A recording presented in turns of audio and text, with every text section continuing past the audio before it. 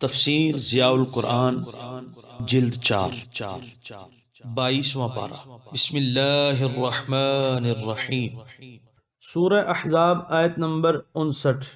یا ایہا النبی قل لازواجک وبناتک ونساء المؤمنین یدنین علیہن من جلابیبہن ذالک ادنی ان یعرفن فلا یؤذین وکان اللہ غفورا رحیما۔ ترجمہ: اے نبی مکرم، آپ فرمائیے اپنی ازواج مطہرات کو، اپنی صاحبزادیوں کو اور جملہ اہل ایمان کی عورتوں کو کہ جب وہ باہر نکلیں تو ڈال لیا کریں اپنے اوپر اپنی چادروں کے پلو، اس طرح وہ بآسانی پہچان لی جائیں گی، پھر انہیں ستایا نہیں جائے گا، اور اللہ تعالیٰ بہت بخشنے والا، ہر دم رحم فرمانے والا ہے۔ سورہ احزاب آیت نمبر 59 کی تفسیر۔ تمام جاہلی تہذیبوں میں، خاص شرقی ہوں یا غربی، قدیم ہوں یا جدید، عورت کو ایک کھلونا ہی سمجھا جاتا رہا اور سمجھا جاتا ہے۔ ہوسناک نگاہیں اس کا تعاقب کرنے میں ذرا شرم محسوس نہیں کرتیں۔ جب تک عورت اپنے حقوق سے بے خبر اور محروم تھی، اس وقت تک حکماً اسے محفل رقص و سرود کی زینت بننے پر مجبور کیا جاتا رہا، اور جب اسے اپنے حقوق سے آگاہی ہوئی تو پرانے شکاریوں نے اس کو پھانسنے کے لیے نیا جال بچھا دیا۔ انہوں نے اپنا سارا فلسفہ اور زور قلم اس کو یہ باور کرانے میں صرف کر دیا کہ اب تو آزاد ہے، تجھے یہ حق پہنچتا ہے کہ تو بن سنور کر، سات سنگھار کر کے گھر سے نکلے، اس کے بعد تیرا جی چاہے تو بازاروں اور شاہراہوں پر محو خرام رہے، چاہے کسی قہوہ خانہ کی آرائش میں اضافہ کرے، چاہے کسی شبینہ کلب میں یا بزم عیش و طرب میں اپنے حسن کی نمائش کرے۔ کسی کو حق نہیں پہنچتا کہ تیری اس آزادی میں روڑا اٹکائے۔ اللہ تعالیٰ جس طرح مردوں کا خالق ہے، اسی طرح عورتیں بھی اس کی مخلوق ہیں۔ وہ دونوں سے پیار کرتا ہے اور اسے دونوں کی خیر خواہی مطلوب ہے۔ وہ جس طرح مردوں کو آبرو مندانہ اور باوقار زندگی گزارنے کا حکم دیتا ہے، اسی طرح وہ عورت کو بھی عفت و عصمت اور شرم و حیا کا پیکر بن کر رہنے کی تلقین کرتا ہے۔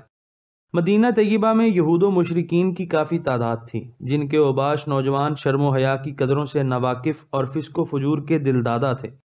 ان کی دوسری کمینہ حرکات کے علاوہ ایک رذیل عادت یہ بھی تھی کہ جب عورتیں اپنے گھروں سے کسی ضروری کام کے لیے نکلتیں تو وہ ان کا دور تک تعاقب کرتے، خصوصاً شام کے دھندلکے میں جب مستورات قضائے حاجت کے لیے باہر جاتیں تو راستوں پر نشیبی جگہوں پر درختوں کی اوٹ میں کھڑے ہو جاتے، اور جب کوئی عورت ادھر آ نکلتی تو اس کو پھانسنے کی کوشش کرتے۔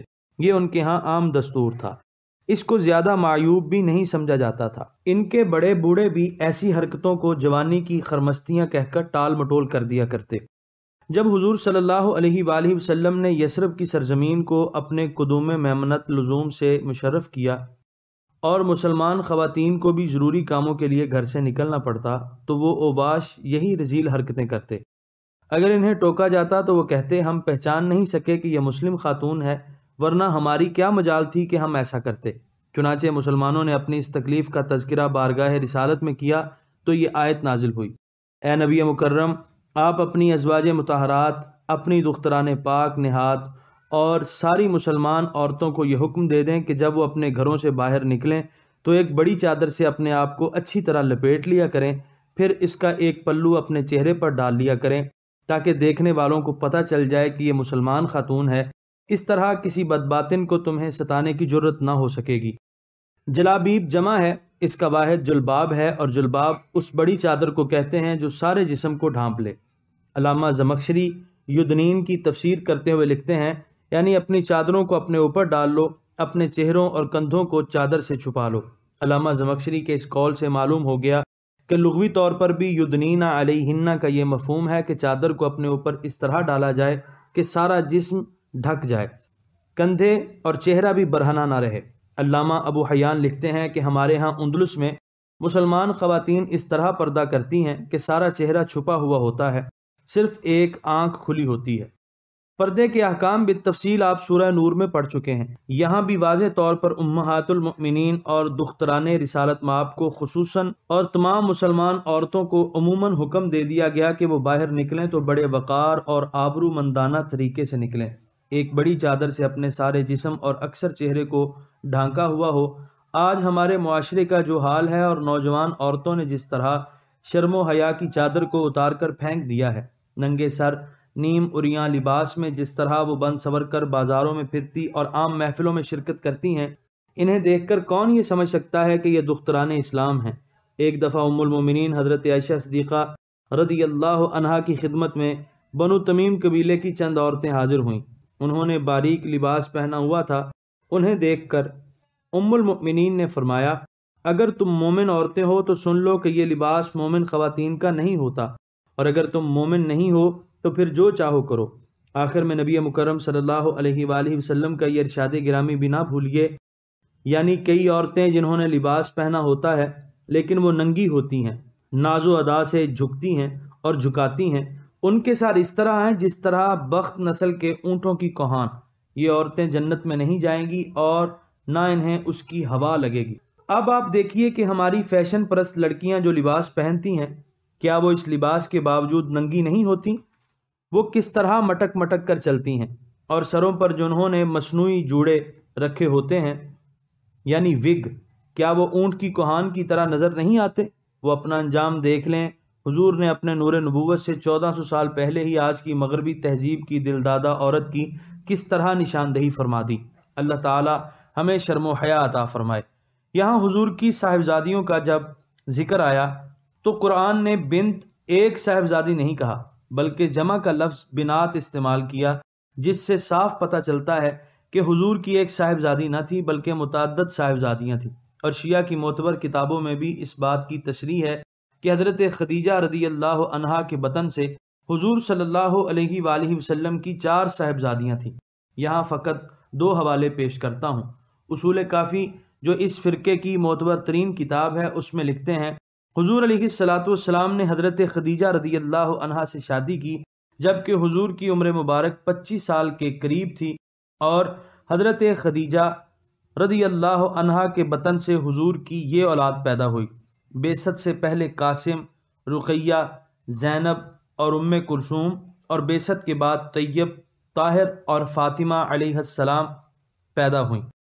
ان کی دوسری کتاب حیات القلوب میں علامہ مجلسی رقم تراز ہیں۔ قرب الاسناد میں معتبر سند سے حضرت جعفر صادق سے روایت ہے کہ حضرت خدیجہ رضی اللہ عنہا کے بطن سے حضور علیہ السلام کی یہ اولاد پیدا ہوئی: طاہر، قاسم، فاطمہ، ام کلثوم، رقیہ اور زینب رضی اللہ عنہم۔ ان روشن تشریحات کے باوجود جو لوگ سرور عالم صلی اللہ علیہ وآلہ وسلم کی 3 صاحبزادیوں کا انکار کرتے ہیں، خاندان نبوت سے ان کی بے مہری اور بے مروتی محتاج بیان نہیں۔ سورہ احزاب آیت نمبر 59 کے بقیہ حصے کی تفسیر۔ پھر انہیں ستایا نہیں جائے گا، یعنی اگر وہ اس طرح چادر اوڑھ کر چہرہ ڈھانک کر باہر نکلیں گی تو انہیں دور سے پہچان لیا جائے گا کہ یہ عفت مآب اور عصمت شعار مومنہ ہے۔ کسی کو جرت نہیں ہوگی کہ اس کی طرف بری نظر اٹھا کر دیکھ سکے۔ نیز اگر عورت شرم و حیا کا دامن مضبوطی سے پکڑ لے اور بن سور کر باہر نہ نکلے، اپنے لباس اپنی چال سے کسی کو دعوت نظارہ نہ دے، تو کسی کی مجال نہیں ہوتی کہ وہ اس کی طرف ہوسناک نگاہوں سے دیکھے۔ اس جملے سے اس حقیقت کی طرف اشارہ کر دیا کہ اگر تم اس طرح چادر اوڑھ کر نکلو گی تو تمہارے ساتھ کوئی چھیڑ چھاڑ نہیں کرے گا اور تم ہر قسم کی اذیت سے بچ جاؤ گی۔ اسلام نے پردہ اور شرم و حیا کے جو اصول تمہیں بتائے ہیں، ان پر عمل کرنے سے تمہارا ہی بھلا ہوگا۔ اسلام قبول کرنے سے پہلے جو غلطیاں تم سے سرزد ہوئیں یا اب نادانستہ کوئی لغزش ہو گئی تو اللہ تعالیٰ غفور الرحیم ہے۔ تم توبہ کرو گے تو وہ توبہ قبول فرمائے گا۔ تم اظہار ندامت کرتے ہوئے حاضر ہوگے تو تمہاری خطائیں بخش دی جائیں گی۔ سورہ احزاب آیت نمبر 60۔ لَئِن لَّمْ يَنْتَهِ الْمُنَافِقُونَ وَالَّذِينَ فِي قُلُوبِهِم مَّرَضٌ وَالْمُرْجِفُونَ فِي الْمَدِينَةِ لَنُغْرِيَنَّكَ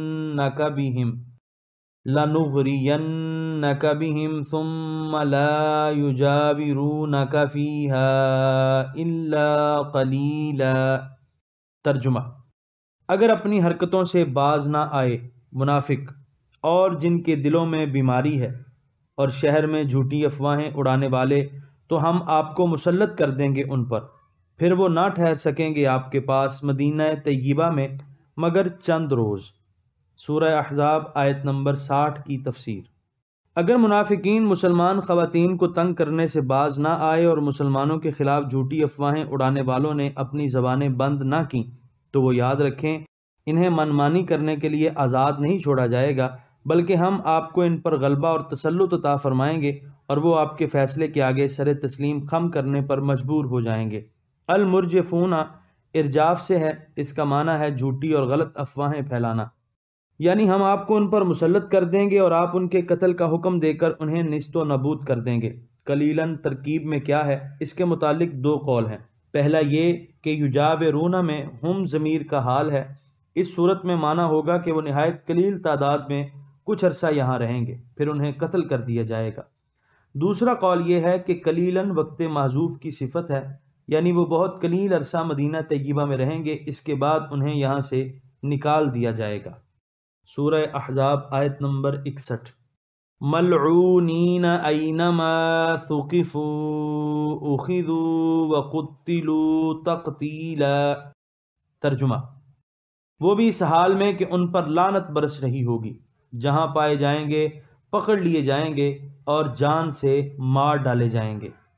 سورہ احزاب آیت نمبر 61 کی تفسیر۔ منافقوں اور بدباطن لوگوں کے لیے اے حبیب تیرے پڑوس میں کوئی جگہ نہیں، یہ چند روز یہاں رہیں گے، اس کے بعد انہیں یہاں سے نکال دیا جائے گا۔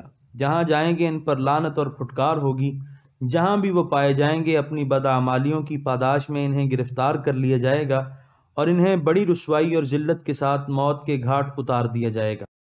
سورہ احزاب آیت نمبر 62۔ سنت اللہ فی الذین خلو من قبل وَلَن تَجِدَ لِسُنَّتِ اللَّهِ تَبْدِيلًا۔ ترجمہ: اللہ کی سنت ان بدکماشوں کے متعلق بھی یہی تھی جو پہلے گزر چکے، اور آپ سنت الہی میں ہرگز کوئی تغیر و تبدل نہ پائیں گے۔ سورہ احزاب آیت نمبر 62 کی تفسیر۔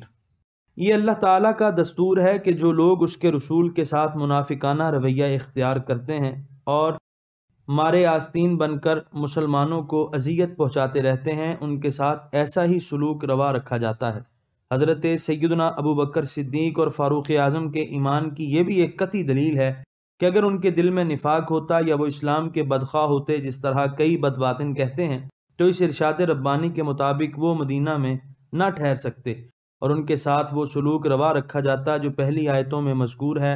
اور حال یہ ہے کہ وہ آج بھی صرف مدینہ طیبہ میں نہیں بلکہ عرش بری سے بھی زیادہ متبرک اور مقدس گنبد خضرا میں اللہ تعالیٰ کے محبوب رسول صلی اللہ علیہ وآلہ وسلم کے پہلو میں اور دامن کرم میں تشریف فرما ہیں، اور اللہ تعالیٰ کی ان گنت اور بے شمار رحمتیں اور برکتیں جو اس کے حبیب پر نازل ہو رہی ہیں، اس سے وہ بھی محظوظ ہو رہے ہیں۔ اللہ تعالیٰ حق کو یوں آشکارا کرتا ہے لیکن دل کے اندھے نور حق کو پھر بھی نہیں دیکھ سکتے۔ سورہ احزاب آیت نمبر 63۔ یسألک الناس عن الساعة قل انما علمها عند اللہ وما يدریک لعل الساعة تکون قریبا۔ ترجمہ: لوگ آپ سے قیامت کے متعلق پوچھتے ہیں، فرمائیے اس کا علم تو صرف اللہ تعالیٰ کے پاس ہے، اور اے سائل تو کیا جانے شاید وہ گھڑی قریب ہی ہو۔ سورہ احزاب آیت نمبر 63 کی تفسیر۔ جب انہیں عذاب جہنم سے ڈرایا جاتا تو وہ از راہ مذاق پوچھتے، جناب ذرا یہ تو فرمائیے وہ قیامت آئے گی کب جس سے آپ ہمیں ڈراتے رہتے ہیں؟ وہ اس لیے نہیں پوچھتے تھے کہ وہ توبہ کریں گے اور وہ اپنے کرتوتوں سے باز آ جائیں، اس لیے ان کے حسب حال جواب دیا گیا۔ علم قیامت کی بحث پہلے گزر چکی ہے، دیکھیے تفسیر ضیاء القرآن سورہ لقمان آیت 34۔ سورہ احزاب آیت نمبر 64۔ ان اللہ لعن الکافرین واعد لهم سعیرا۔ ترجمہ: بے شک اللہ تعالیٰ نے اپنی رحمت سے محروم کر دیا کفار کو اور تیار کر رکھی ہے اس نے ان کے لیے بھڑکتی آگ۔ سورہ احزاب آیت نمبر 65۔ خالدین فیہا ابدا لا یجدون ولیا ولا نصیرا۔ ترجمہ: وہ ہمیشہ رہیں گے اس میں تا ابد، نہ پائیں گے کوئی دوست اور نہ کوئی مددگار۔ سورہ احزاب آیت نمبر 66۔ یوم تقلب وجوہہم فی النار یقولون یا لیتنا اطعنا اللہ واطعنا الرسول۔ ترجمہ: جس روز وہ منہ کے بل آگ میں پھینکے جائیں گے تو وہ صدیاس کہیں گے اے کاش ہم نے اطاعت کی ہوتی اللہ تعالیٰ کی اور ہم نے اطاعت کی ہوتی رسول اکرم کی۔ سورہ احزاب آیت نمبر 66 کی تفسیر۔ جب انہیں آتش جہنم میں پھینک دیا جائے گا اور آگ میں جلنے کے باعث ان کے چہرے کی رنگت ہر لحظہ بدلتی رہے گی، کبھی زرد، کبھی سرخ، کبھی سیاہ۔ دیگر حضرات نے اس کا معنی کیا ہے کہ منہوں کے بل انہیں آگ میں گھسیٹا جائے گا، اس وقت وہ کف افسوس ملیں گے لیکن بے سود۔ سورہ احزاب آیت نمبر 67۔ وَقَالُوا رَبَّنَا إِنَّا أَطَعْنَا سَادَتَنَا وَكُبَرَاءَنَا فَأَضَلُّونَا السَّبِيلَ۔ ترجمہ: اور عرض کریں گے اے ہمارے رب، ہم نے پیروی کی اپنے سرداروں کی اور اپنے بڑے لوگوں کی، پس ان ظالموں نے ہمیں بہکا دیا سیدھی راہ سے۔ سورہ احزاب آیت نمبر 67 کی تفسیر۔ معذرت خواہی کرتے ہوئے عرض کریں گے اے ہمارے رب، اس میں ہمارا اتنا قصور نہیں، ہمارے سردار اور پیشوا ہمیں جس راہ پر چلاتے رہے ہم چلتے رہے، انہوں نے ہمیں گمراہ کر دیا۔ سورہ احزاب آیت نمبر 68۔ ربنا آتهم ضعفین من العذاب والعنہم لعنا کبیرا۔ ترجمہ: اے ہمارے رب، ان کو دوگنا عذاب دے اور لعنت بیج ان پر بہت بڑی لعنت۔ سورہ احزاب آیت نمبر 68 کی تفسیر۔ الہی ہم بے قصور ہیں، ہمیں معافی ملنی چاہیے، لیکن اگر ہمیں معافی نہیں ملتی تو ہماری یہ درخواست ضرور قبول ہو کہ ان سرداروں اور سرگنوں کو دو چند عذاب دیا جائے۔ ان ظالموں نے اپنے آپ کو بھی ہلاک کیا اور ہمارا بیڑا بھی غرق کر دیا، ان کا دوہرا جرم ہے، انہیں سزا بھی دگنی ملنی چاہیے۔ یہاں پر 22ویں پارے کا 5واں رکوع مکمل ہوا اور یہاں پر 22ویں پارے کا پہلا پاؤ مکمل ہوا۔